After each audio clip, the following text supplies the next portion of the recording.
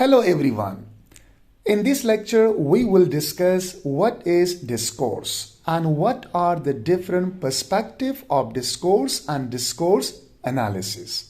So let's begin our today's lecture and learn discourse from different perspectives. There are three different but interrelated ways of looking at discourse. So what are those three different and interrelated ways we will discuss in this lecture? Over the years, people have approached the study of discourse in many different ways. For example, formal approach to discourse. So when we study language above the sentence or above the clause in order to understand that how sentences are linked together, how different clauses are linked together, and how the overall meaning of this text is given, we call this approach as formal approach to discourse or formal approach to discourse analysis. Let's see in detail. Some have taken a formal approach to discourse, defining it simply as language above the level of clause or sentence. So when we define discourse as above the language, when we define discourse or discourse analysis, a language or a text above the level of the clause or sentence, we call this approach as formal approach to discourse. So those working from this definition often try to understand the kinds of rule and convention that governs the ways we join clauses and sentences together to make texts. So every text is made of several clauses and sentences. So how those sentences and clauses are joined together, like what kind of cohesive devices are used. Okay, what is the coherence and cohesion in this overall text? So how meaning of the text, how a unified meaning of a text is given, right? So when we analyze language through this perspective, we call it the formal approach to discourse or formal approach to discourse analysis. Functional approach to discourse. This is another perspective of looking at discourse. Others take a more functional approach defining discourse as language in use, like for example, speech act. Okay, what can we do through speech? We perform certain activities by using language. So language in use, when we say language is in use, so this definition leads to questions about how people use language to do things, right?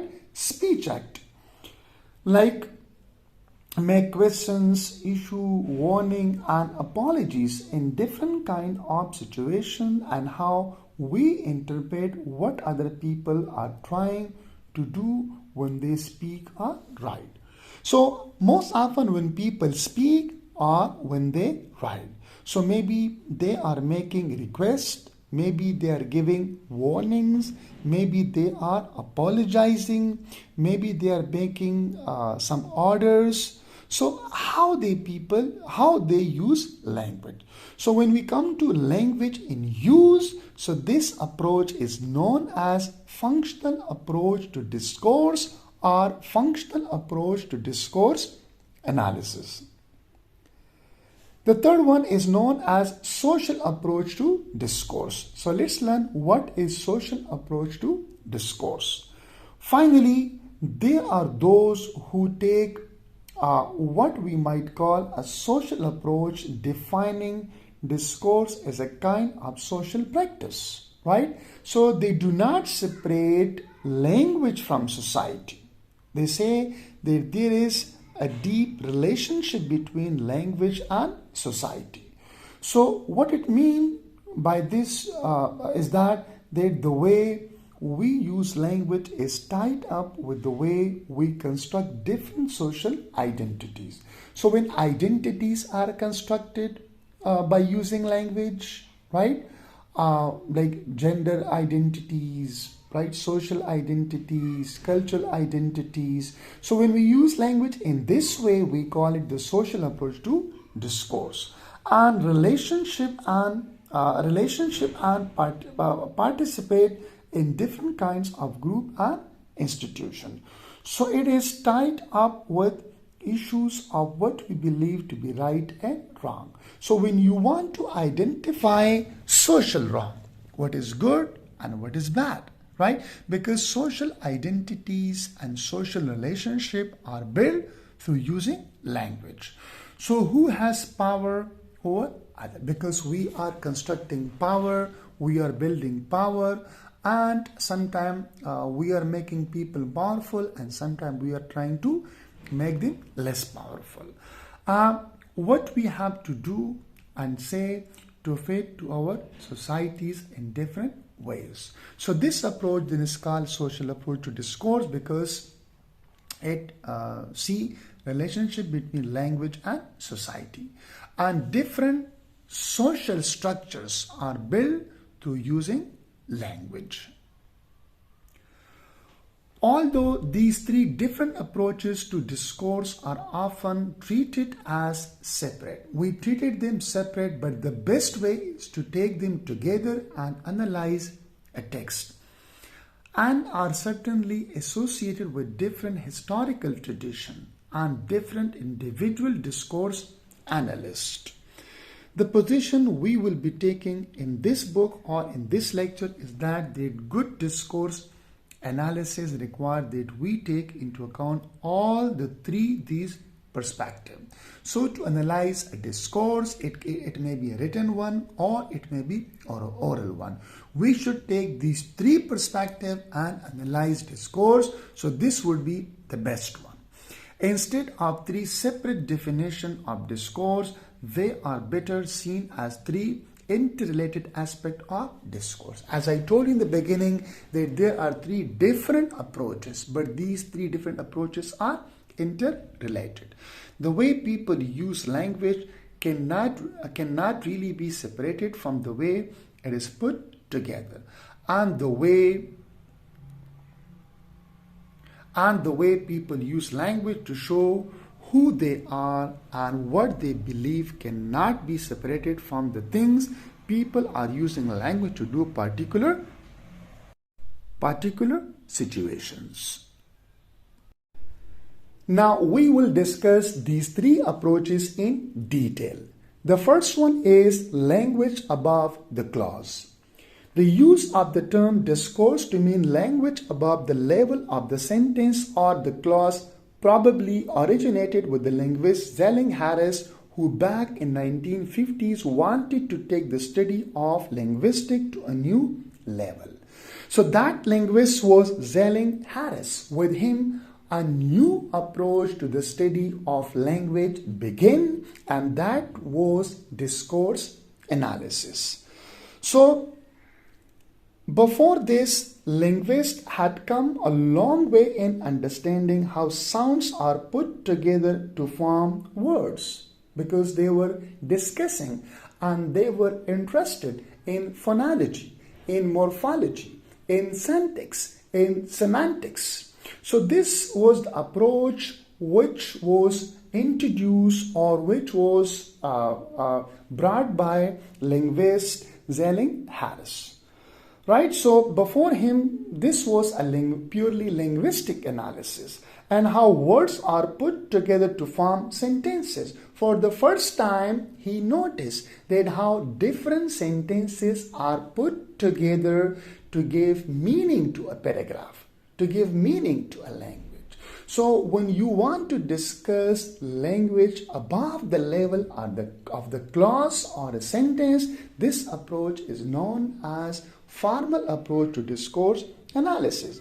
So what Harris wanted to do was to understand how sentences are put together to form text. He wanted to know what are the elements like coherence, cohesions, or what are the rules through which different sentences are put together to make a text or a stitch of language meaningful. So this approach begin with linguist Zelling-Harris. Text and formal structure.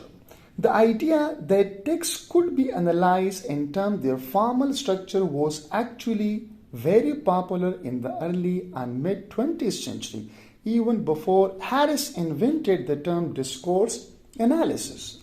Especially in the field of literature, one group of literary critics called the Russian Formalists, for example, tried to apply the same kinds of method people used to analyze the grammar of sentences to analyzing stories and novels. Perhaps the most famous was Vladimir Sprop, who tried to come up with the grammar of stories by studying Russian folk tales.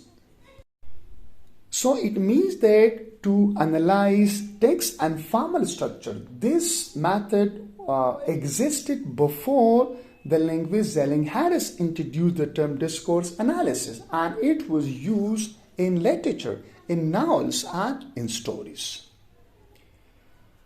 The method that Harris proposed for the analysis of discourse, which he called distributional analysis, was not much different from how people go about doing grammatical analysis.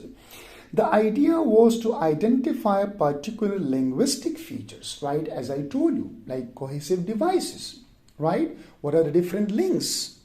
Fine, like parallel structure, fine, and like anaphora, cataphora, right? Cohesion, coherence, and determine how they occur in text relative to other features. That is, which features occur next to other features or in the same environment.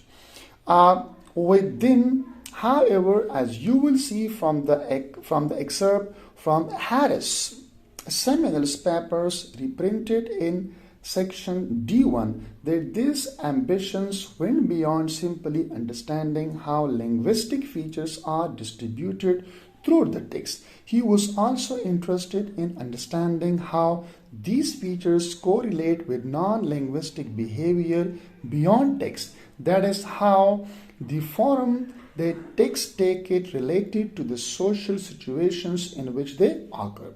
It was really left to discourse analysts who came after him, however, to figure out exactly how the relationship between text and the social context in which they are used could be fruitfully studied. When focusing on the formal aspect of discourse, we are mostly interested in how the different elements of text or conversation are put together to form unified whole. So our interest is that how the different parts of the text, how different clauses and how different sentences are put together to form a unified whole and give overall meaning to the text. In this respect, we usually look at two kinds of things. One is cohesion and one is coherence. So what is cohesion? We have different cohesive devices, for example, and, but, parallelism, and different kind of repetition, fine. And then we have coherence. So coherence, that our mind tells us that what kind of sentence should come after this one. If you want to know that what is coherence and cohesion in a text, please you should watch a video, language in and language out of context. Already it is uploaded on my channel.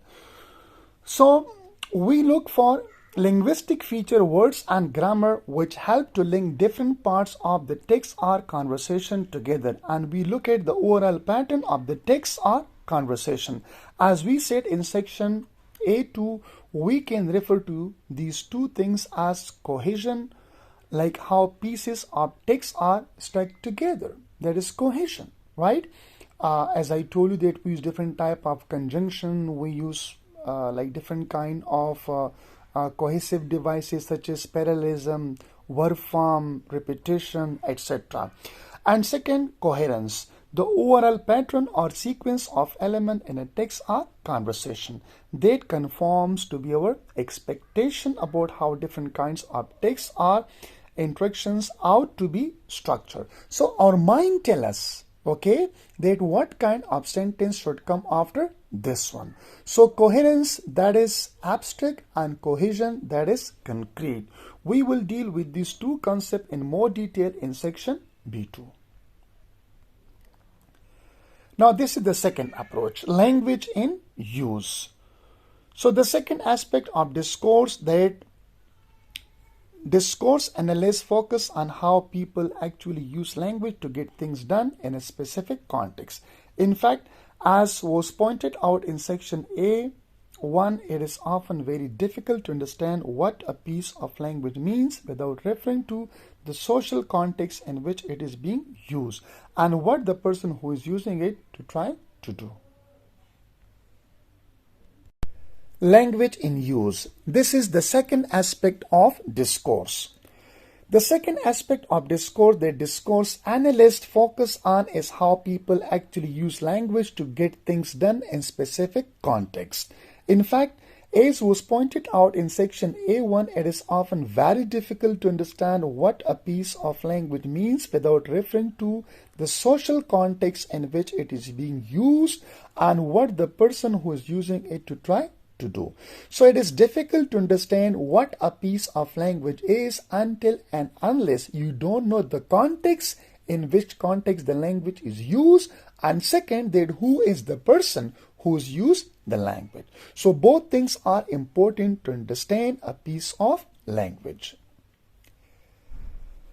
This view of discourse grew out of work of a number of important scholars, including Michael Halliday, whose approach to the study of grammar differ markedly from earlier approaches by focusing less on the forms language takes and more on the social functions accomplished by language. So Michael Halliday, he's focusing more on the function of a language rather than the form. In the past, the more attention was given to the form. So what is form of the language? The actual language you use. And second, function. What is the function? What do you want to do, or what do you want to gain from the language? That will be the function. And the work of the British philosopher John L. Austin as Paul Grease, who laid the foundation of what we call pragmatics. So the study of how people do things with language. So that is pragmatics.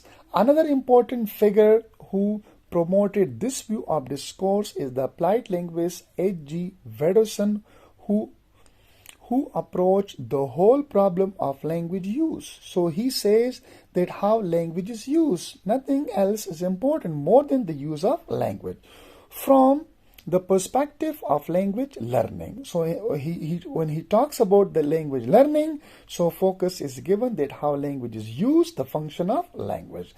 Nothing that learning a foreign language requires more than just learning how to make grammatical sentences. It also involves being able to use the language to accomplish things in the world. So there are a number of ways to study language in use. One way is to consider discourse itself a kind of action, because we do things through using language, and to explore how when we say things are right things, we are actually doing things like apologizing, promising, threatening, or making requests, as noted in section A5.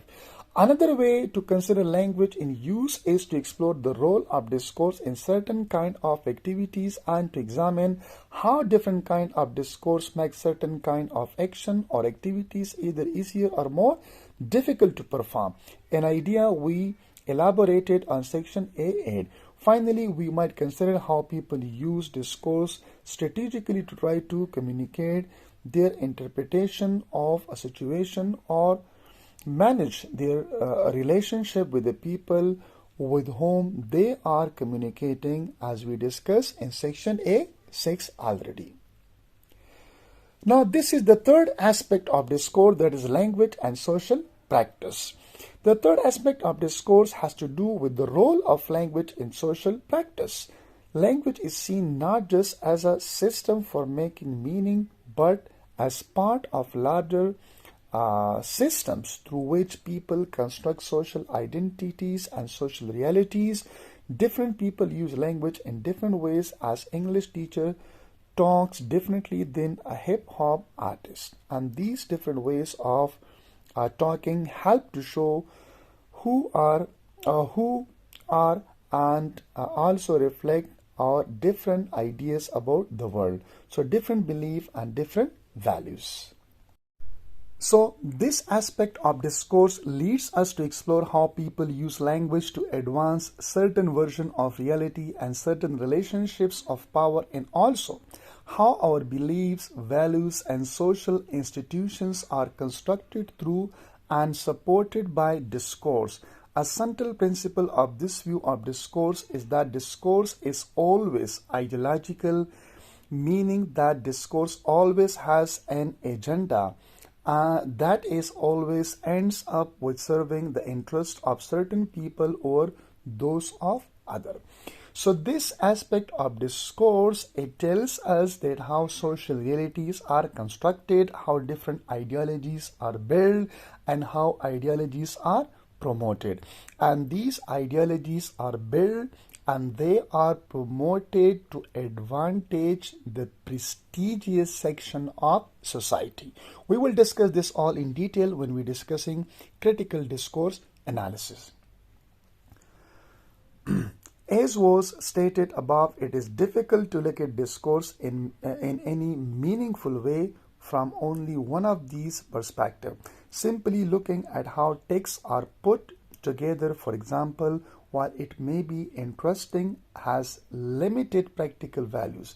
At the same time, you cannot really make broad statements about power or ideology in a text without first understanding some basic things about how the text is put together and how people are actually using it in a specific social context to perform specific action. So it means, okay, that you can use these all three aspects together to analyze a text, to dig out ideology, to identify power relations, right? And to know that how certain identities are constructed through language. But you can only dig out, you can only understand power relation, ideologies, and certain identities until you don't understand that how each sentence is linked with another one. So this aspect to know about the certain ideologies in power relation, first you have to explore. First you have to understand that how one sentence is connected with another one, right, through the use of coherence, cohesion. And then you have to know that how language is used in actual context. And finally, that how language is used to build and construct ideologies and power relations. So thank you so much. It was all about different perspective of discourse and discourse analysis. Please don't forget to subscribe and like the channel, and please provide your valuable feedback. Thank you so much.